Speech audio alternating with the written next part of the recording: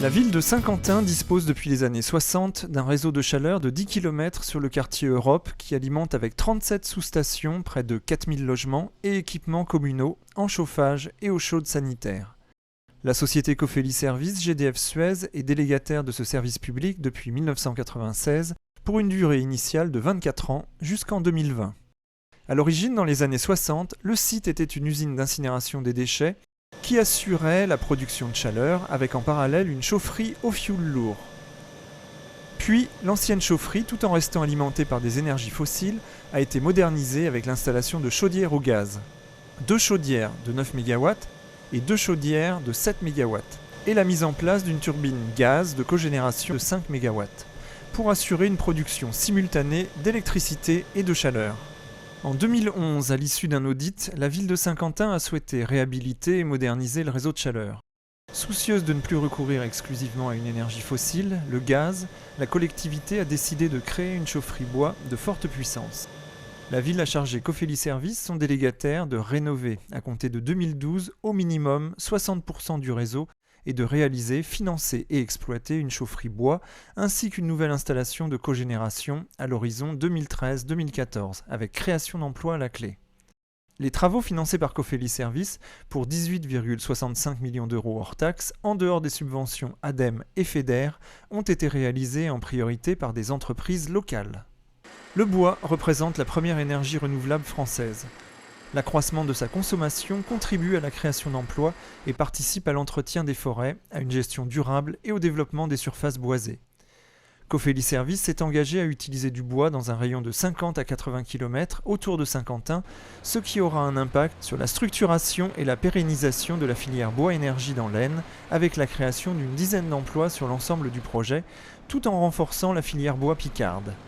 Le bois utilisé sera en partie de la plaquette de bois forestière et du bois connexe de scierie qui est un bois plus sec. Enfin, le recours à la biomasse assurera aux usagers une plus grande stabilité des prix, le bois étant une ressource locale déconnectée des hausses du prix des énergies fossiles. 20 000 tonnes de bois seront nécessaires à l'alimentation de la chaufferie du quartier de l'Europe chaque année. Le recours à ce combustible permettra d'éviter le rejet dans l'atmosphère de plus de 10 700 tonnes de CO2 par an, soit l'équivalent de la circulation de 6 000 voitures.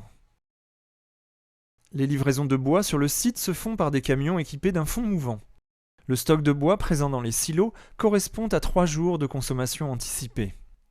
Chaque camion livre environ 25 tonnes de bois. Une fois dans les silos de stockage, le bois est poussé par des vérins vers 2 convoyeurs pour être acheminé vers les foyers des 2 chaudières bois, une de 3 MW et une de 5 MW. Les chaudières réchauffent l'eau pour l'envoyer sur le réseau.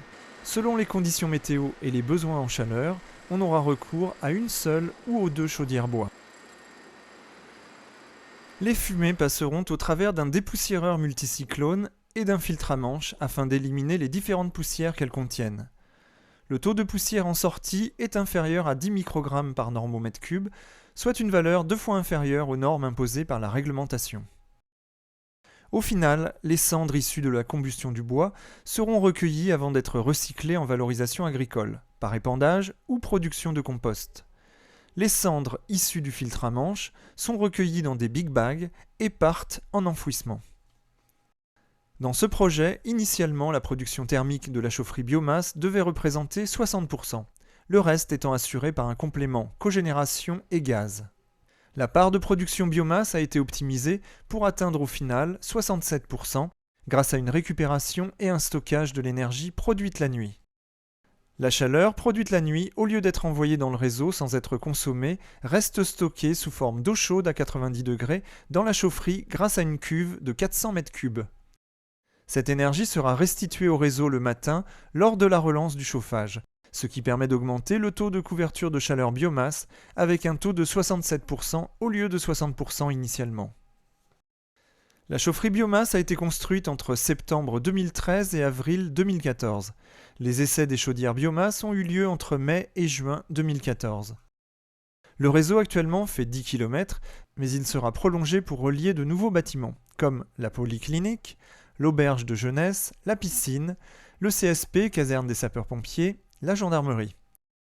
Grâce au recours à plus de 67% de combustible biomasse et avec un taux de TVA réduit à 5,5%, les abonnés du réseau de Saint-Quentin bénéficient depuis le 1er avril 2014 d'une baisse globale du coût de la chaleur d'au moins 10%. La chaufferie a été repensée extérieurement pour mieux s'intégrer dans le quartier de l'Europe. Elle constitue un outil exemplaire en matière de production centralisée d'énergie avec des énergies renouvelables.